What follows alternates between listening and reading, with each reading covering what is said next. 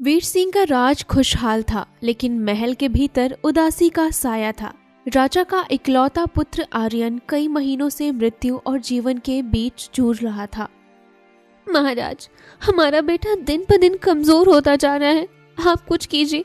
अगर हमारा बेटा ठीक नहीं हुआ तो मैं भी मर जाऊंगी। अरे महारानी, आप चिंता क्यों करती हैं? यह मेरा भी बेटा है। अगर मेरे प्राण लेकर भी इसका जीवन बच सका है तो मैं तैयार हूँ। महाराज, ये रोग साधारण नहीं, यह किसी श्राप या काले प्रभाव का परिणाम लगता है। महल में चारों तरफ सन्नाटा छा जाता है। मंत्री जी, आप यह राज्य में घोषणा कीजिए कि जो भी व्यक्ति हमारे बेटे को ठीक करेगा, मैं उसका विवाह अपनी बेटी सुभद्रा से कर दूंगा और उसे राज्य का आधा हिस्सा उसे इनाम में दूंगा। कुछ ही देर में राजा का मंत्री पूरे राज्य में घोषणा कर देते हैं। सुनो सुनो गांव वालों, जो कोई भी राजकुमार के रोग का इलाज बताएगा, राजा अपनी पुत्री का विवाह उससे कर देंगे और तो और राज्य का आधा हिस्सा उसे इनाम में देंगे। थोड़ी ही देर में राजा की ये बात पूरी नगर में फैल जाती है। उसी राज्य के अंदर एक गरीब लकड़हारा रामू अपनी बूढ़ी माँ के साथ रहता था। रामू भले ही गरीब था, लेकिन वो हरदम किसी न किसी की मदद करते रहता। माँ, मैं जा रहा हूँ जंगल लकड़ी काटने। ठीक है बेटा, लेकिन शाम होने से पहले घर लौट आना। इतना बोलकर रामू लकड़ी काटने जंगल की ओर निकल पड़ता है। ये भगवान, आपने मुझे ये कैसी जिंदगी दी है, रोज लकड़ी काटने का।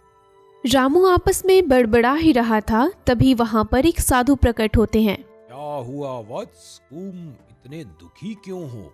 यहाँ तो कोई नहीं, फिर तू किससे बातें कर रहा था?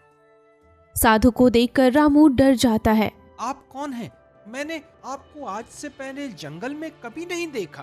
डरो मत बच्चा, तुम बताओ तुम्हें क्या दुख है? क्या बताऊं महाराज, गरीबी ने मेरी कमर तोड़ दी है।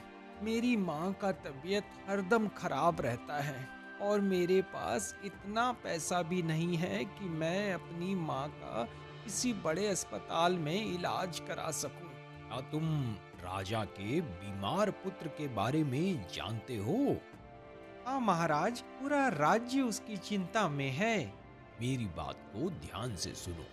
मैं तुमको एक उपाय बताता हूँ, इससे तुम्हारी माँ का इलाज भी हो जाएगा और राजा का बेटा भी ठीक हो जाएगा। साधु की बात सुनकर रामू को थोड़ी सी हिम्मत हुई। वो कैसे महाराज? राजा का पुत्र केवल संजीवनी फल का रस पीकर ही ठीक हो सकता है। वह फल कहाँ मिलेगा महाराज? घने जंगल के बीच एक पुरानी हवेली है। वहाँ पर एक राक्षस रहता है। वह संजीवनी फल की रक्षा करता है, लेकिन याद रहे, वो लालच से जाता है, राक्षस उसे मार देता है। अगर मैं निस्वार्थ भाव से जाऊं तो स्वयं ईश्वर तुम्हारी रक्षा करेंगे। रामू बिना किसी लालच के यात्रा पर निकल पड़ता है। हे प्रभु, मुझे शक्ति देना। थोड़ी ही देर में रामू उस हवेली के पास पहुंच जाता है। मैं जानता हूँ तू यहाँ संजीवनी फल लेने आया है। क्या तुझे यह नहीं पता कि जो भी यह फल लेने आता है, मैं उसे मार देता हूँ। राक्षस की बात सुनकर रामू डर जाता है। मैं लालची नहीं हूँ, मैं एक पिता के बेटे की जान बचाने आया हूँ। सब यही कहते हैं। ठीक है, अगर तुम लालची नहीं हो तो यह फल लेने के बाद लौट जाओ और बदले में कुछ मत मांगना। मुझे कुछ नहीं चाहिए, बस वह बच्चा जीवित रहे। रामू की सच्चाई से राक्षस की आंखों में आंसू आ जाते हैं। आज बरसों बाद कोई ऐसा आया है बिना लालच के यह फल लेने। मैं श्रापित हूँ, लेकिन तुम्हारी निस्वार्थ भावना ने मुझे शांति दी। वो स्वयं संजीवनी फल रामू को दे देता है। रामू वो फल लेकर राजा के दरबार में जाता है।